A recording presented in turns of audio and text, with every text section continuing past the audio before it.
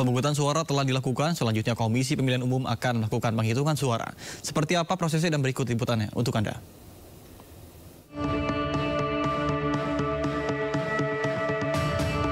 Proses penghitungan hingga rekapitulasi perolehan suara pada pemilihan umum diatur dalam Peraturan KPU Nomor 26 Tahun 2013 tentang pelaksanaan pemungutan dan penghitungan suara di TPS dalam pemilu. Proses penghitungan suara dan rekapitulasi harus dilakukan terbuka dan jujur.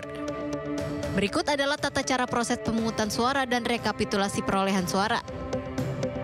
Tahapan menghitung dan merekapitulasi perolehan surat suara dilakukan di TPS masing-masing. Sebelum melakukan penghitungan, tim KPPS memeriksa data pemilih yang menggunakan hak suaranya, penyortiran sisa surat suara atau yang mengalami kerusakan, penyiapan papan penghitungan suara hingga penyiapan alat tulis yang diperlukan ketika melakukan penghitungan dan rekapitulasi. Proses penghitungan dilakukan secara tertib dan berurutan dari mulai surat suara Presiden dan Wakil Presiden, berlanjut ke surat suara pemilihan DPD RI, kemudian surat suara DPR RI, lalu surat suara pemilihan DPRD Provinsi, dan terakhir surat suara pemilihan DPRD Kabupaten. Ketika membuka kotak suara, tim KPPS harus memastikan kotak suara dalam keadaan tersegel. Kemudian setelah itu bisa mengambil surat suara satu persatu. Selama pembukaan surat suara, petugas harus memastikan surat suara dalam kondisi sah. Namun, jika coblosan surat suara berada di posisi yang riskan, panitia bisa mengkonfirmasi kepada pengawas pemilu atau saksi yang ada di TPS. Ketika surat suara yang ada semuanya sudah dilakukan penghitungan, petugas pencatat bisa melakukan rekapitulasi perolehan suara.